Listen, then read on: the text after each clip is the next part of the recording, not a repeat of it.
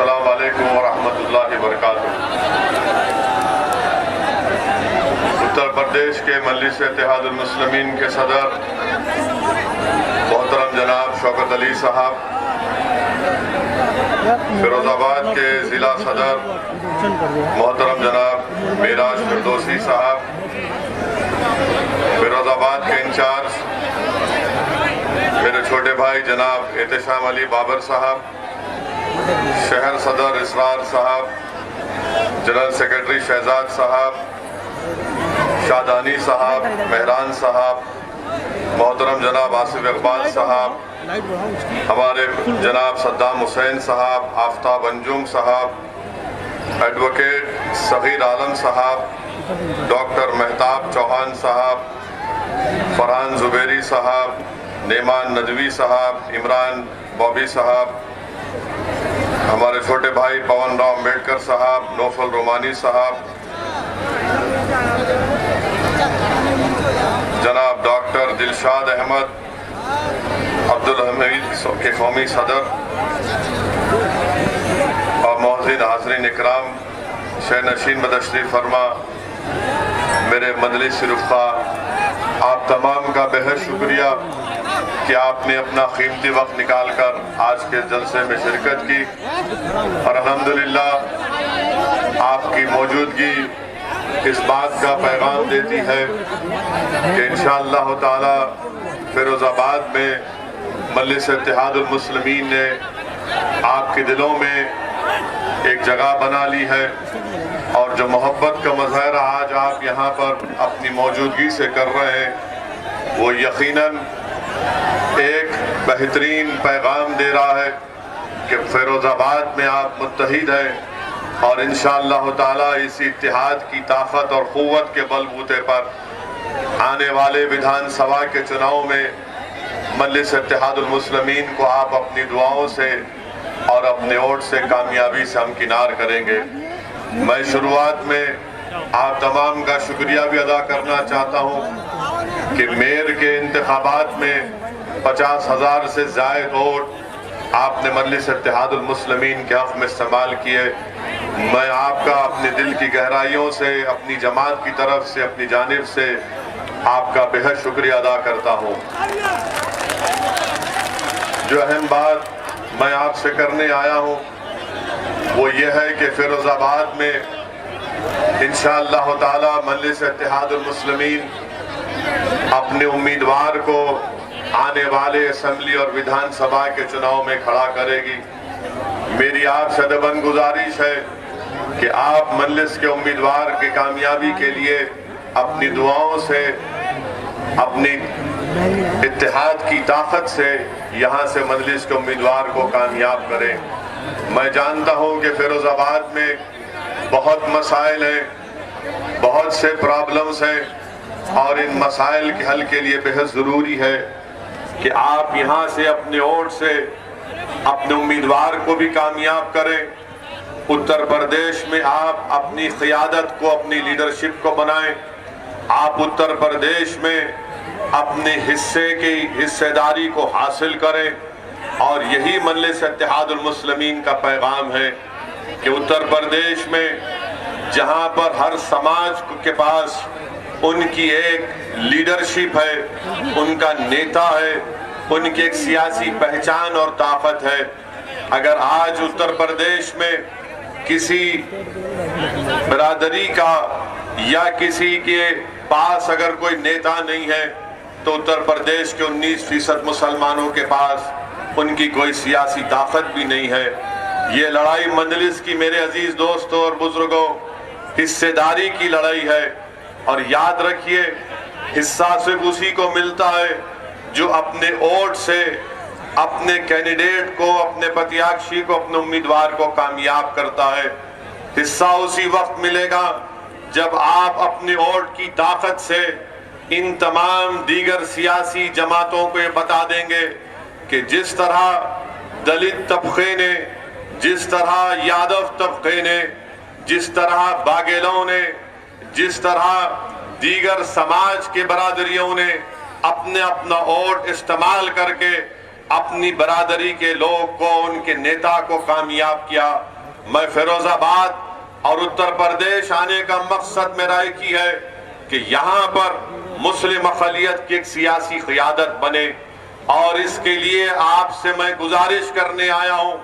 आपके सामने मैं गिरेबान फैलाकर आपसे अपील कर रहा हूँ कि अब की बार आपको अपनी जमात को मजबूत करना है, अपनी सियासी लीडरशिप को बनाना है। बहुत 60 साल का एक लंबा अरसा हो चुका कि हमने अपने वोट का इस्तेमाल तमाम पार्टी के हक में किया, मगर उन्होंने आपका वोट तो हासिल किया, अपनी बरादरी के नेताओं को मजबूत किया और मुस्लिम अक़लियत को यतीम और लाचार बनाकर छोड़ दिया। मेरे अजीज दोस्तों और बुजुर्गों, मेरे गयूर नौजवानों, याद रखिए, हमारे मुल्क की जमहूरियत की तल्ख़ हकीकत यह है कि जिसके पास उसका नेता होगा उसी की आवाज को सुना जाएगा। जिसके पास उसका नेता नहीं होगा उसकी आवाज को सुनना तो दूर की बात, उसको दबाया जाता है, उसको कुचला जाता है, उस नौजवान के मुस्तकबिल को तारीक कर दिया जाता है। और यही हकीकत आपको समझने की जरूरत है। याद रखिए, जज्बाती तकारीर से या नारे लगाने से नेता नया लीडरशिप नहीं बनती। नेता और लीडरशिप बनेगी मुसलमानों की इंशाअल्लाह तो आपके इत्तेहाद और आपके वोट के जरिए बनेगी। और आपसे अपील कर रहा हूं कि ये काम आपको इस आने वाले विधानसभा में करना है। लोग बहुत सी बातें करेंगे, बहुत सी सियासी पार्टी के नेता आकर आपसे कहेंगे, बल्कि कह भी रहे कि असदुद्दीन ओवैसी की मजलिस पार्टी को वोट दोगे तो याद रखो यहां से बीजेपी कामयाब हो जाएगी। मैं उनसे पूछना चाहता हूं, बताओ लोकसभा के चुनाव में बसपा और सपा मिलकर लड़े तो सिर्फ 15 लोकसभा की सीट पर बीएसपी और समाजवादी के उम्मीदवार कामयाब हुए। बाकी पर क्यों कामयाब नहीं हुए? क्या मजलिस जिम्मेदार है इसकी? मेरे अजीज दोस्तों और बुजुर्गों, आप जानिए मेरी इस बात को कि इनको असदुद्दीन ओवैसी से जाती नफरत इसलिए है कि असदुद्दीन ओवैसी इन तमाम सियासी पार्टियों के आगे मैं अपने जमीर का सौदा करने के लिए तैयार नहीं हूं। मैं आपका वोट बेचने के लिए तैयार नहीं हूं। मेरी लड़ाई अगर है तो आपकी लड़ाई है। अगर हैदराबाद से असदुद्दीन ओवैसी फिरोजाबाद को आया है तो मैं अपनी मकबूलियत में इजाफा करने के लिए नहीं आया हूं। मैं अपनी अना की तस्कीन के लिए नहीं आया हूं। मेरे आने का मकसद एक ही है और इंशाअल्लाह अल्लाह मुझे जब तक जिंदा रखेगा मैं उत्तर प्रदेश को आता रहूंगा, फिरोजाबाद को आता रहूंगा। और मेरी ख्वाहिश यही है कि अल्लाह जब मेरे इस जिस्म से मेरी जान को निकाल देगा, नहीं मालूम कि अल्लाह कितनी मोहलत हमको और आपको दी है। मेरी एक ही ख्वाहिश है कि जब इस दुनिया से अल्लाह मुझे बुला लेगा मैं उत्तर प्रदेश में मंजलिस के परचम तले मुसलमानों के लीडरशिप को देखना चाहता हूं। मेरी आपसे गुजारिश है, आपको हिस्सा उसी वक्त मिलेगा।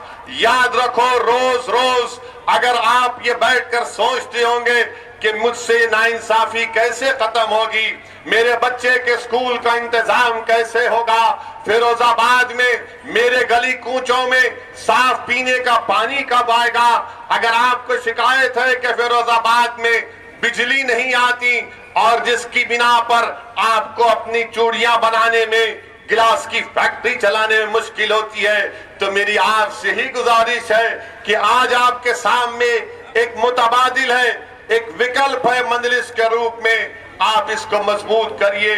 मेरे अजीज दोस्तों और बुजुर्गों, फिरोजाबाद में यहाँ पर घंटा नगर में लोग को नौकरी मिलती थी, मगर आज महीने में सिर्फ 10 या 12 दिन का काम उनको मिलता है। बताइए इसका जिम्मेदार कौन है?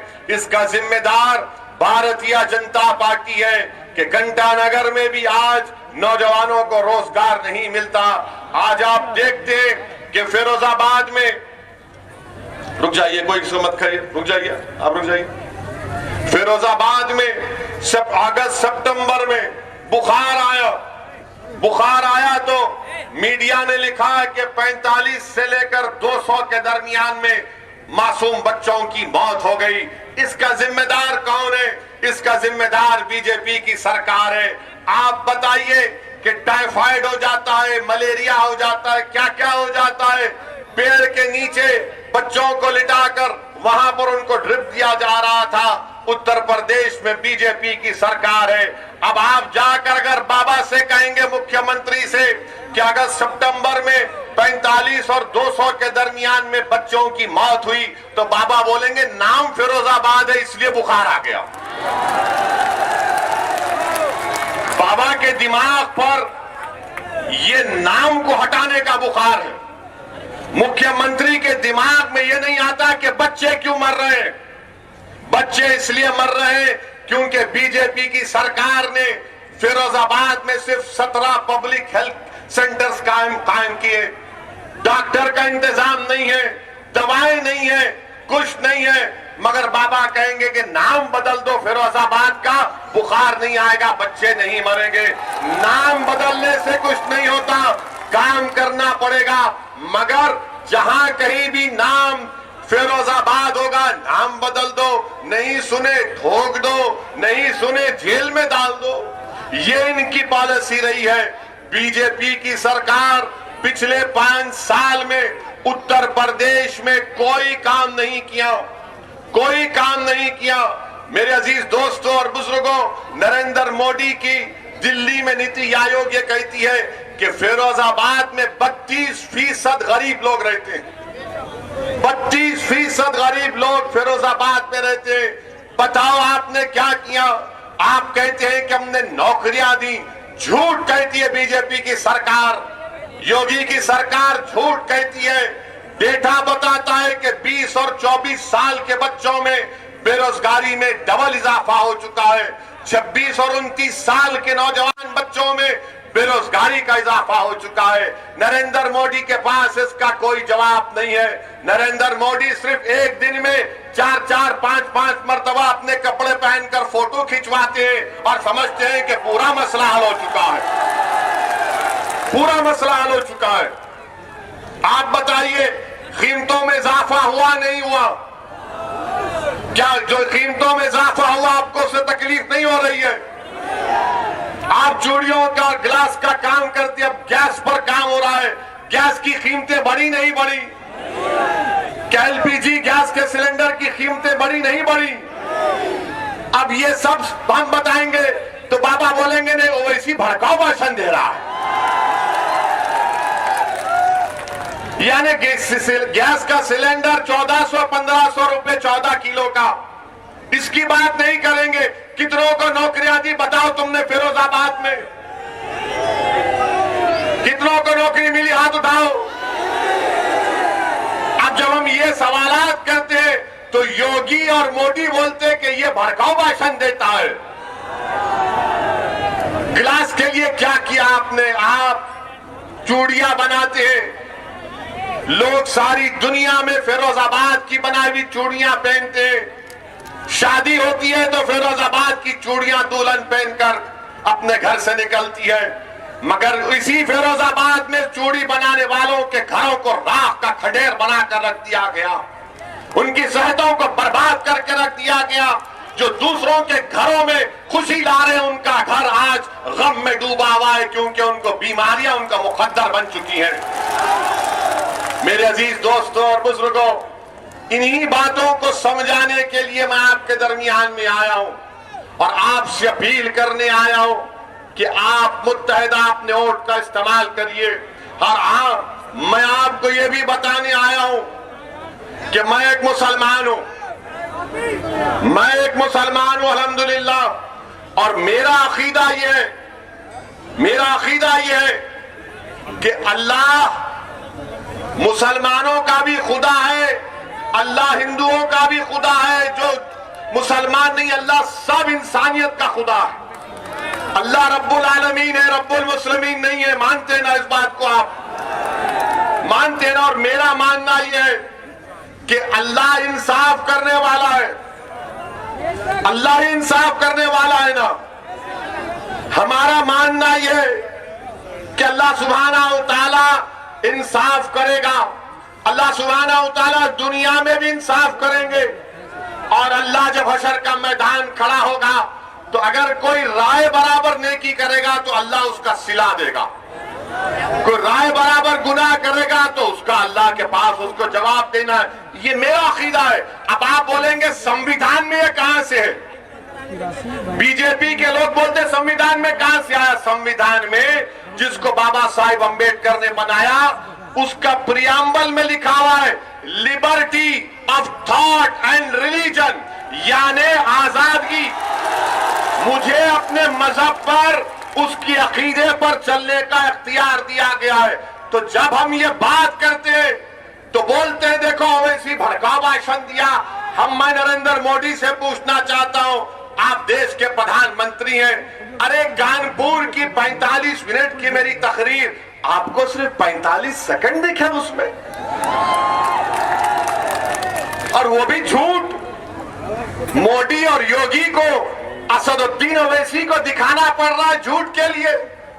अरे सच्चाई का नाम असदुद्दीन ओवैसी है, याद रखो, मोदी और योगी। और हम क्या बोले उसमें, क्या बोले उसमें? पहले तो चोरी से झूठा वीडियो डाले, जब उसके बाद हमने पूरा वीडियो डाला तो पूरे गायब, सन्नाटा। हम बोले चलाओ, बताओ इसमें हमने क्या किया।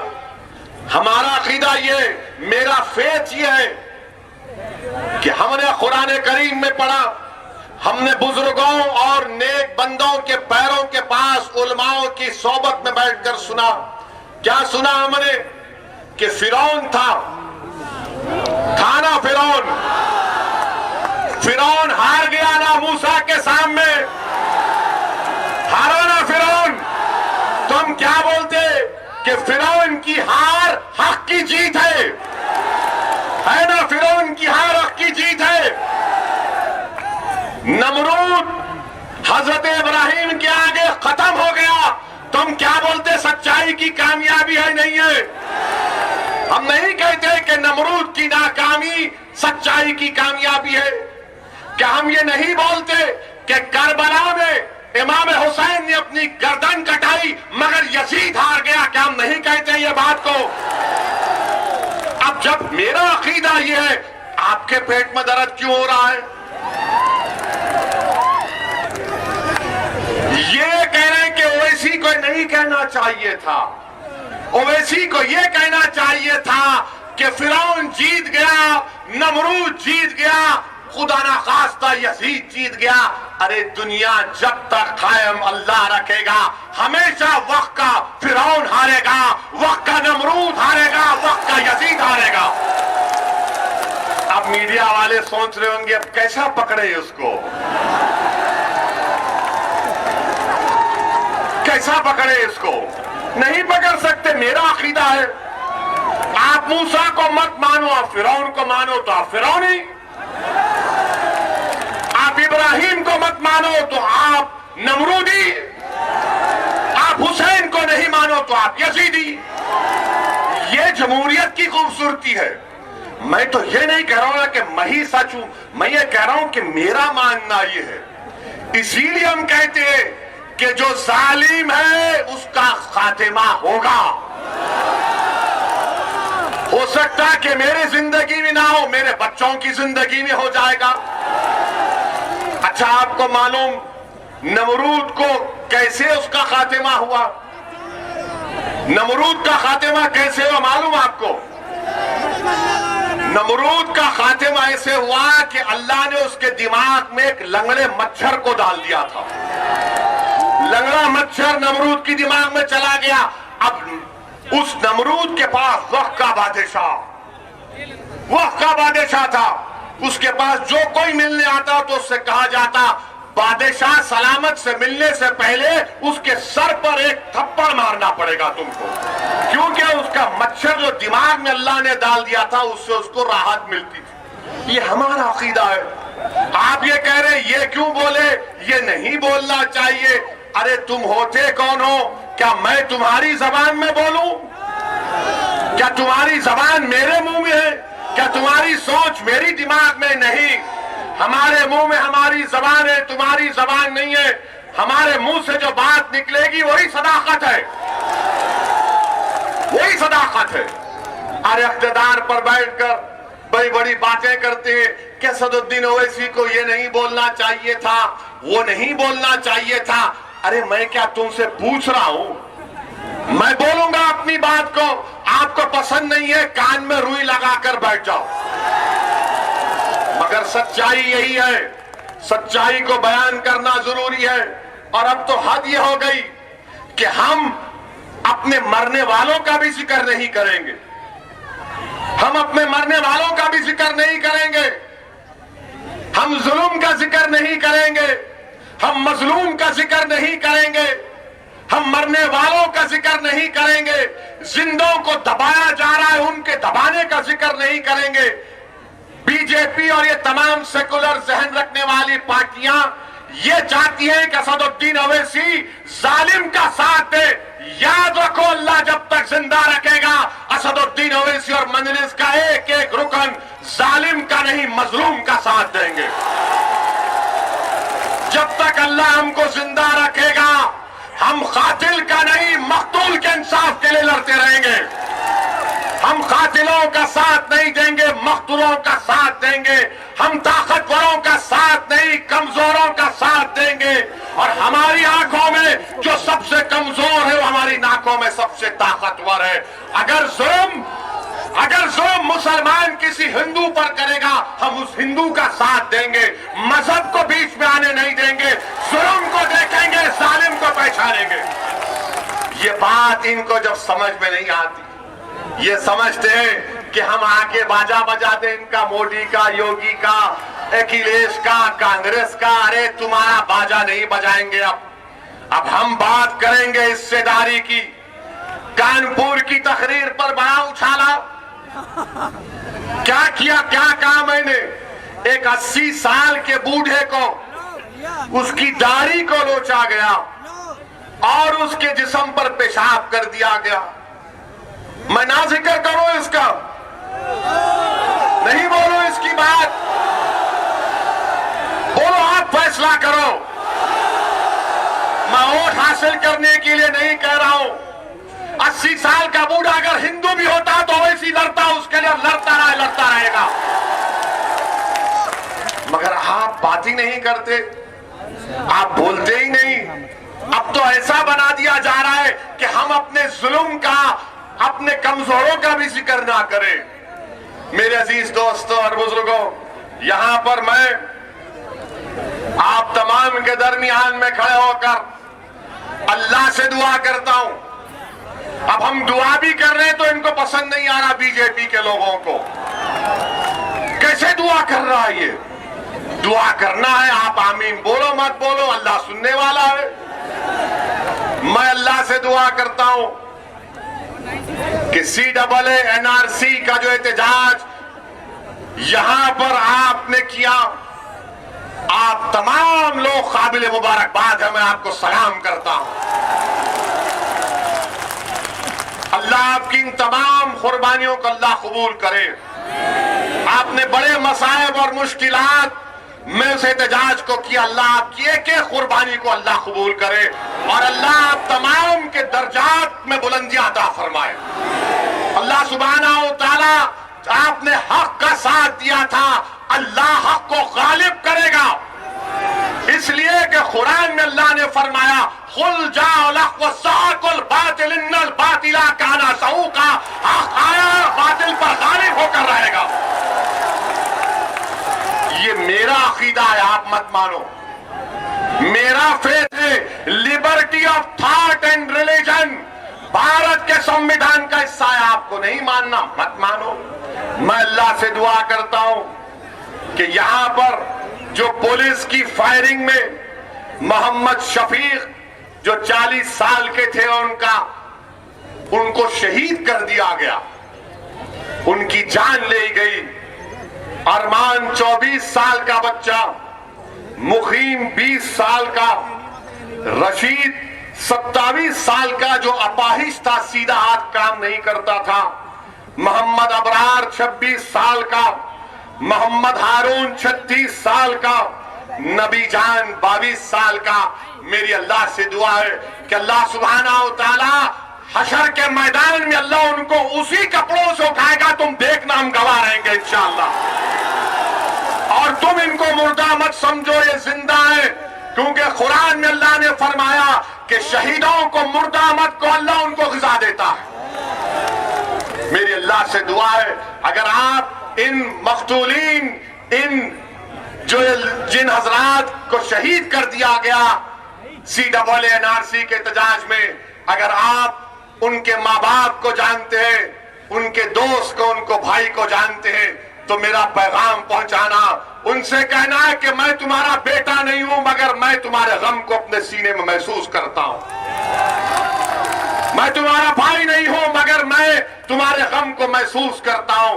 मैं ये बात वोट बटोरने के लिए नहीं कह रहा हूं, बहैसियत इंसान कह रहा हूं, बहैसियत इंसान कह रहा हूं कि जिसके घर में नौजवान बेटा मर जाता है, उसकी मां को मालूम, उसके बाप को मालूम।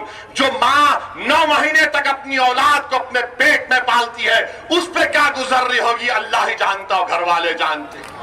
मेरा पैगाम पहुंचाना मेरे भाई, पैगाम पहुंचाना मोहम्मद शफीक, अरमान, मुकीम, हारून, नबी जान, रशीद और अबरार के घर में कि एक दीवाना आया था, अपनी दीवानगी का इजहार कर कर चला गया।